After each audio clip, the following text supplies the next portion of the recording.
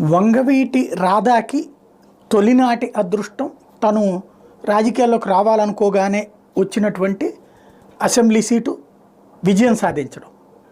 అయితే తను మంత్రి పదవి కూడా ఆశించారు. ఫస్ట్ టైమే కాబట్టి ఆయన ఇవ్వలేదు. బట్ నేను తర్వాత చూసుకుంటానంటే కూడా దేవినేని నెహ్రూకి బంజారా హిల్స్లో ఒక స్థలాన్ని రెగ్యులరైజ్ చేశారు. తద్వారా దేవినేని ఆర్థికంగా నిలబెట్టేలా చేశాడు రాజశేఖర రెడ్డి అన్నటువంటి కోపం.